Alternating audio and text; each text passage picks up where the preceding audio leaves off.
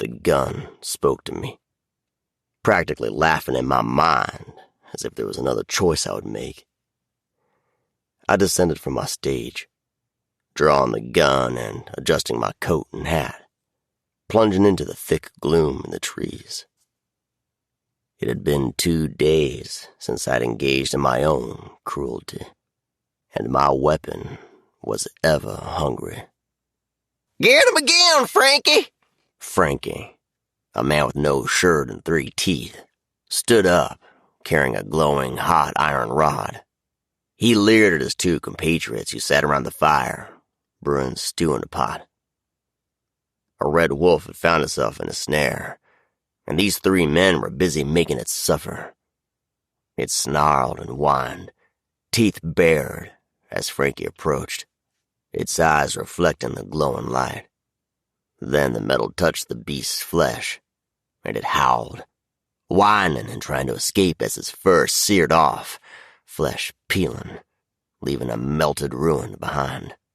The wolf fell to the ground, while Frankie held the cooling metal high and howled in triumph.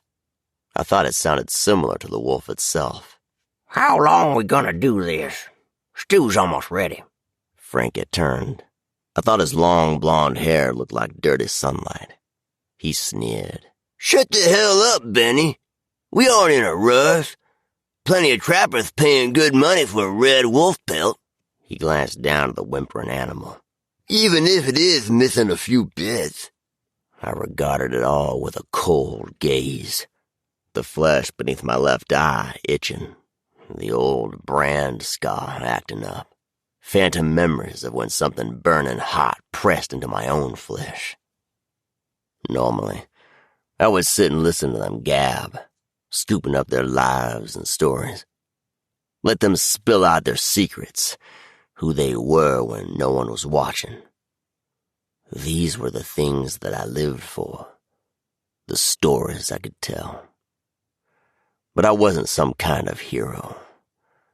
I just didn't believe in causing pain to something that didn't understand why you were doing it. The brush pulled away as I stepped into the clearing, the gun held tight in my hand. Frankie had a moment to look bewildered before the shot, the one that pulped his tongue and sent his teeth spiraling to the ground.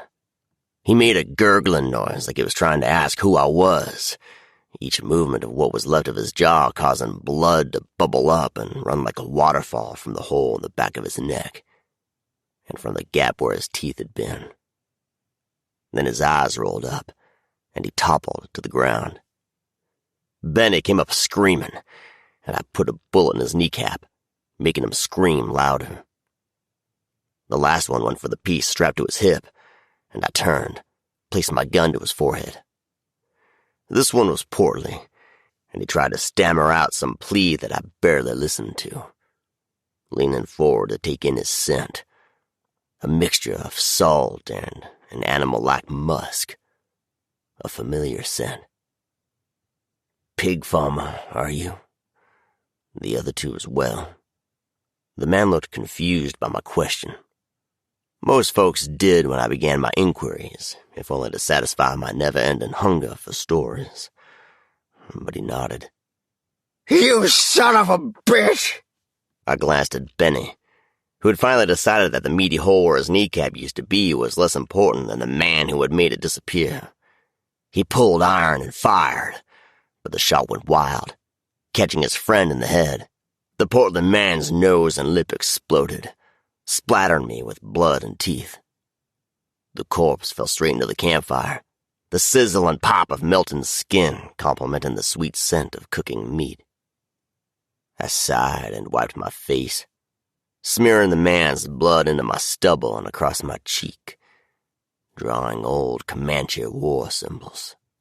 Then I stepped over to the last living man, Benny. He pointed his piece directly at my forehead and pulled the trigger, but the gun misfired. He whimpered and thumbed the hammer. Another misfire.